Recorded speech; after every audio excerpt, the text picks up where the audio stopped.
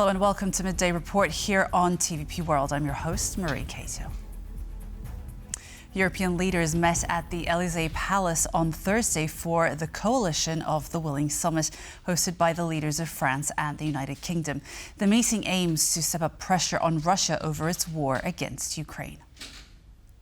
According to the French President Emmanuel Macron, the gathering comprises 35 countries and will enable them to finalize robust security guarantees for Ukraine.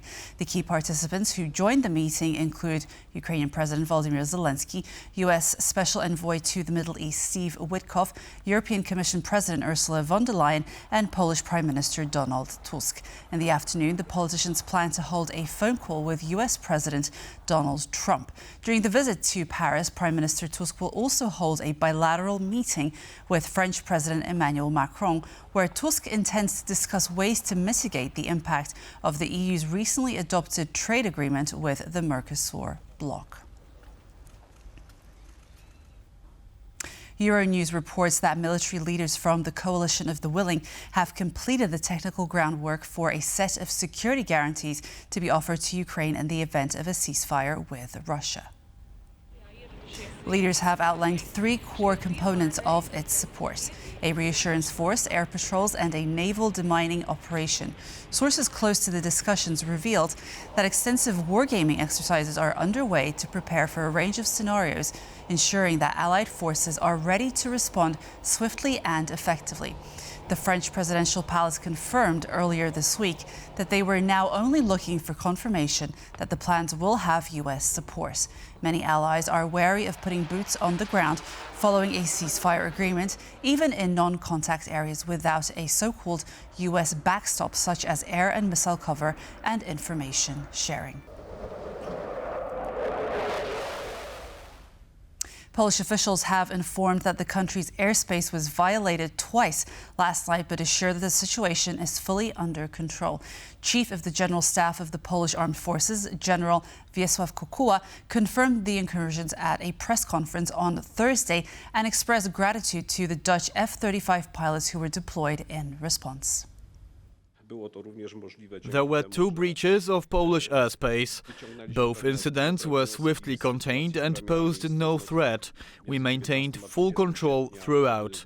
This level of readiness was possible because we learned valuable lessons from the events of August 19th and 20th, when an explosion occurred in Oshiny.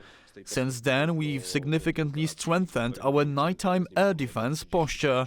Most importantly, we brought a real game-changer into the operation, the F-35 fighter jet.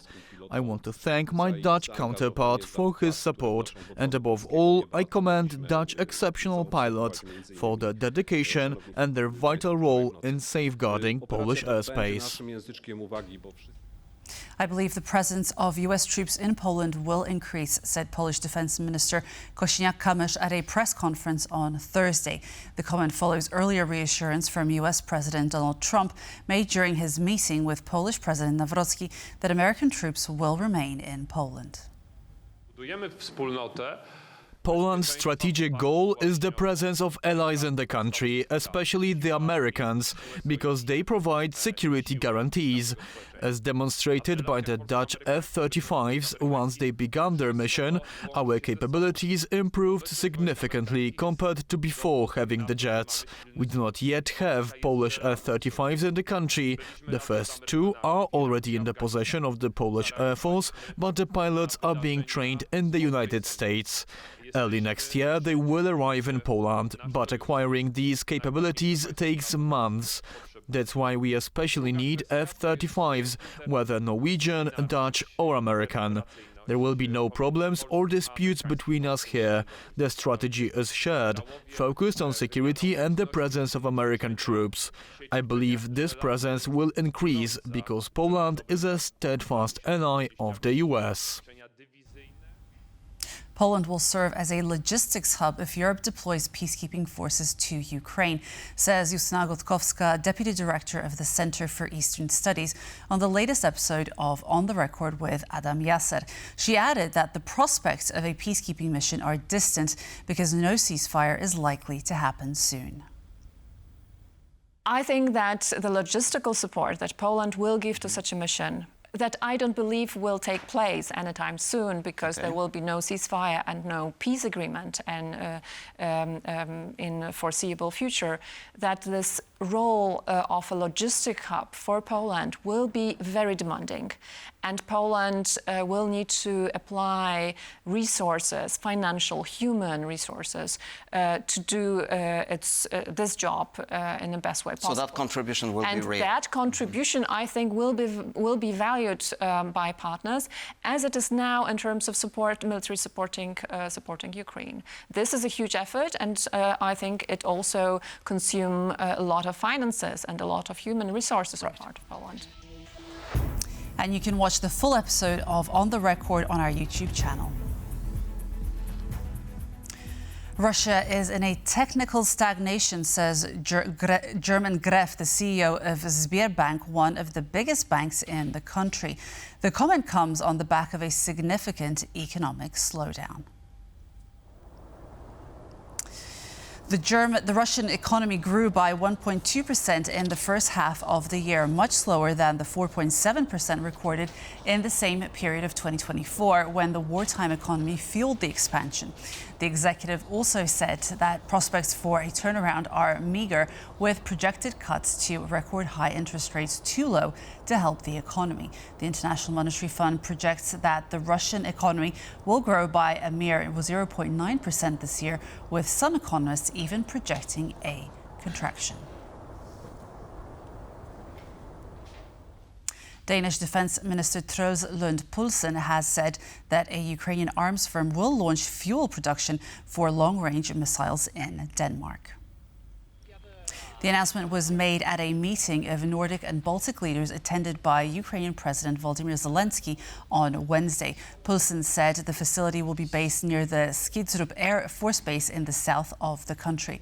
Politico reports that it will be operated by Firepoint, which produces combat drones and cruise missiles, including the new long-range Flamingo FP5 missile. Firepoint's Danish plant is expected to start production in December. Ukrainian officials have launched an investigation following the death of a border guard who was found this week near the country's western frontier with Poland. The man, reportedly a sergeant major in his mid-30s, had a gunshot wound to the head, according to local media. A weapon was found in his hand at the scene near a border post in the western Ukrainian village of Rivne in the Volyn province. A pre-trial investigation is underway to determine the circumstances of his death, including the possibility of suicide. Officials said he served in the National Border Guard. Regional news service Avers also reported that he was an assistant to the head of the logistics department of the Lutsk border detachment. For more news like this, please visit our website, tvpworld.com. The Kielce Defence Industry Expo is coming to an end. Over the course of 3 days, 35 delegations and over 800 contractors participated in the bilateral and multilateral discussions aiming to address the needs of the European defence sector. Zuzanna Jurek, TVP World defence correspondent, reports. During the Kielce Military Expo 2025, collective Baltic security was on top of the agenda. Contracts pertaining to the modernization of the Polish Navy, as well as a final submarine purchase, which is currently on the agenda, were signed. This included the Polish Armaments Group signing a memorandum of understanding with the Swedish naval giant Saab, pertaining to the strengthening of collective security efforts within the region. The importance of the cooperation is equally recognized in Warsaw as well as in Stockholm. And the Prime Minister Tusk and Prime Minister Kristersson just signed a revised strategic cooperation or partnership agreement in November last year, outlining many political areas where, of course, the defense and security is the highest priority. The effort to strengthen the collective security and deterrence within the Baltic Sea basin comes as Russia continues to wage its hybrid warfare against the NATO allies on the eastern flank. This includes sabotage attempts, including cutting of telecommunication cables, assaults on critical infrastructure, as well as the current cyber warfare waged against GPS systems, including spoofing and jamming. It is clear now that as the event comes to a closure, collective Baltic Sea security will continue to dominate the NATO alliance's agenda. I'm Zuzana Jurek, reporting from Kielce, Poland, from one of the biggest military expos in the world, and you're watching TVP World. Slovakia has found itself at the bottom of one of the social inclusion metrics tracked by Eurostat. Nearly 2/5 of the country's citizens who are at risk of poverty cannot afford a proper meal every second day.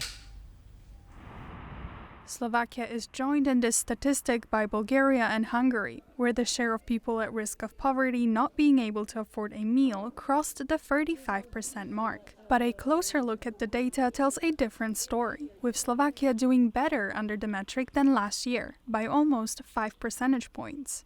Nevertheless, historically, the share of people not being able to afford a proper meal every second day in the country hovered around 40%.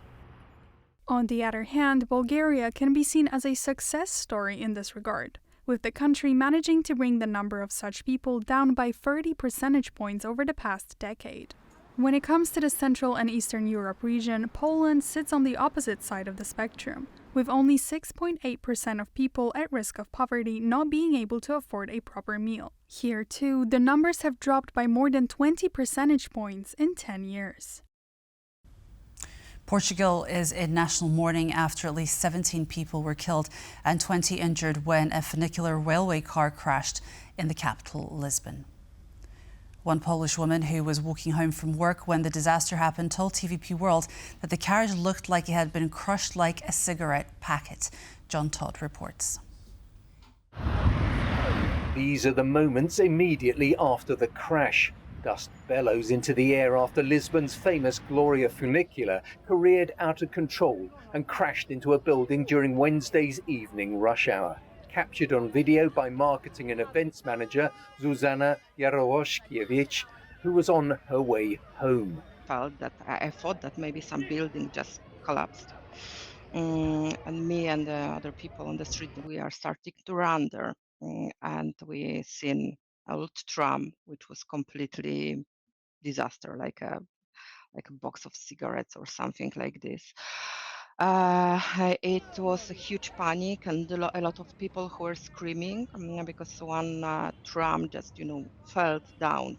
It was like probably it was going very fast, like 20 seconds, and crashed into the wall. She said there was little movement in the wrecked streetcar. It was like huge silence, so we didn't know if there were people inside or not.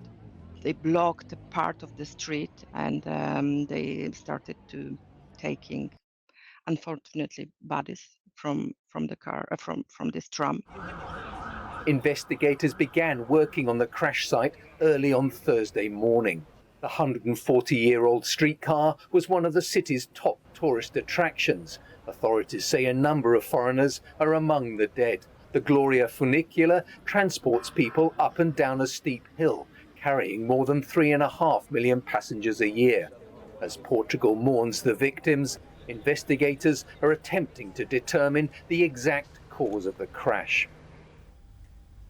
The world's oldest and largest iceberg, A23A, is rapidly disintegrating after nearly 4 decades adrift. Experts warn it could vanish within weeks. A23A broke off Antarctica's Filchner-Ronne ice shelf in 1986 and remained grounded for decades. In 2020, it began drifting, eventually reaching the South Atlantic. By January 2025, it spanned around 3,500 square kilometers, slightly smaller than the Spanish island Majorca. In March, it ran aground near South Georgia Island, raising concerns for local wildlife. But by May, it resumed its journey into warmer waters, accelerating to speeds of up to 20 kilometers per day. Now, satellite data shows A23A has lost about 400 square kilometers in recent weeks. Scientists estimate it's down to half its original size. Smaller fragments now surround A23A, posing risks to shipping routes.